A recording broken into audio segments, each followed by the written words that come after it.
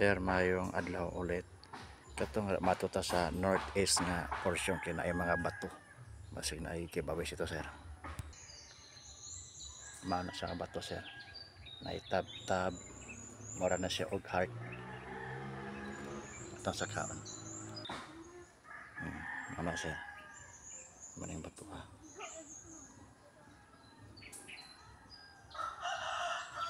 May mga bata, sir. Wala na, sir.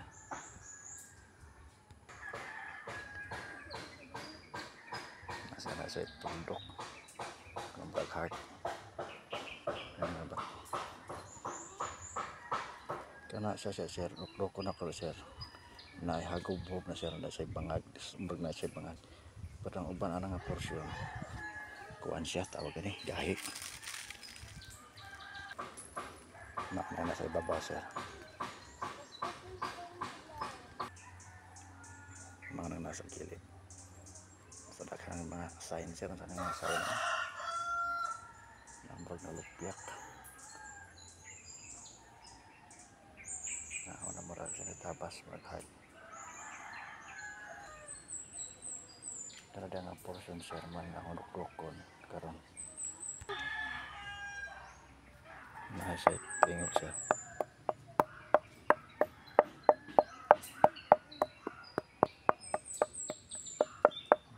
Mahago po. Pero ito gahi. Gahi. Ubos gahi. Sulit. Oh, abot pa dali ang tingog, sir.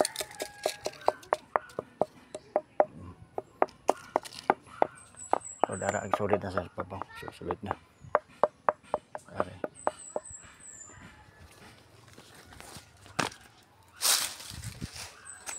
Masya mula ang gidok-dok ng bukan o bato.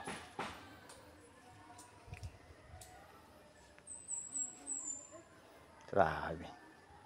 Yung mga bata. Posible ka, sir, nga naisulod ni, sir. Nagibawis. Salamat. Pero, sir, sa ubos aning nga bato, ha, sir, na apoy bato aning ano, sir, tibok na siya nga bato nila sa tunga giukab naka kuan siya ka triangle sa ubos ana na ay sign. So mana siya, sir. So naa siya sa ni murag diamond na lalam-lo parang mga 2 inches. Inara ba siya guhit pa ana tudlo ana. Kasi dito pa yung lusot siguro, sir, pa yung atong kuan tawag ni katong bago la akong gikuan katong na bato nga akong gidukdok. Yan na siya brag sign ng brag sign 8. Ba't siya ng sign na siya? Sign ba na sa gibawis? Kanong brag tiyo ni. Naghihimo mo gito. Dapat sa ilalom aning ko ano na tawag ni ka-islas. Paano?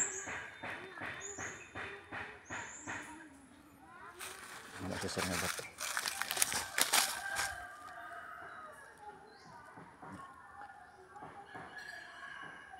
Sa northeast nasa siya sa lang kuan banda. Salamat.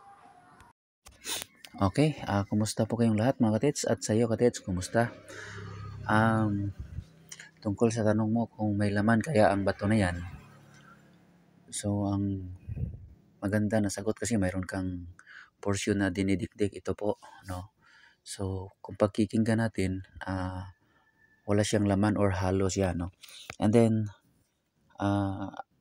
kung titingnan natin yung bato, katits, kapag yan po ay isang normal na bato or natural na bato na tinapalan para magawa ng ganong mga ukit, ay normal din na magkaroon siya ng halo na tinig kapag dinidikdik natin, no?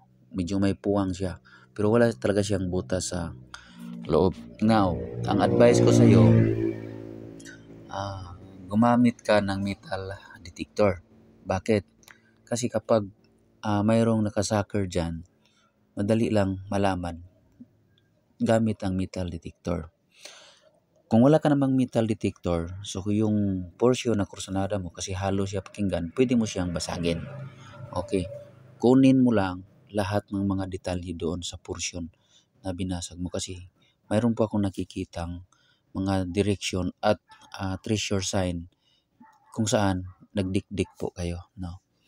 And then Yun, tungkol sa tanong mo kung may laman ba, gamitan mo ng metal detector para mas mabilis at madali yung pag-determine kung saan porsyon ang may laman. Dahil inuulit ko po, kapag naka-sucker deposit, madali mo pong ma-determine gamit ang metal detector. Ayon doon sa mga nakaukit ka TH, may nakikita tayong porsyento na maraming nakadeposit dyan sa area. Wala namang pinapahiwatig na yung bato mismo ay may laman. Ngunit, di natin alam na mayroon talagang nakasucker dyan. No? Kasi ganyan sila eh.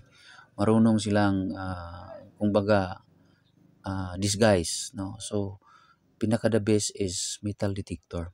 And then, yun na, pag walang metal detector, kung saan portion ang kursunada mo kasi halo siya pakinggan, dikdikin mo. At remember na kapag sucker deposit, manipis lang ang takip niyan. Pero pag dikdik mo, pag biak mo, sulit na sulit, tigil mo na. Kasi sigurado po na wala po dyan sa bato. And then, itong tinuturo mo, katets, dyan mismo, dig spot yan sa tingin ko. No? Digging spot. So, yun, sa ibabaw. Babaw nitong bato, yan po ang digging spot. Kung baga, sa harap ng sinabi mong may heart, courting heart, doon mismo. Yung tinuturo mo ngayon, dyan. Kahit i-detect mo. And then, comment mo kung may detection o wala. Ganun lang po. So, yun lang. Advice ko sa'yo, metal detector pinaka-the best para hindi ka mag-biak sa kursunada mong portion na nakala natin ay may laman. Ulitin ko po, mayroong mga treasure sign or yan po ay isang treasure marker at may mga markings katulad ng mga dot na nagsasabi na mayroong laman yung area. Isa na dyan yung sinasabi ko na sa harap mismo ng bato. So, doon mismo sa tinuturo mo, digging spot po yan, katets. Tungkol sa tanong kung may laman ba yung bato, metal detector, pinaka-the best na gamitin. Okay?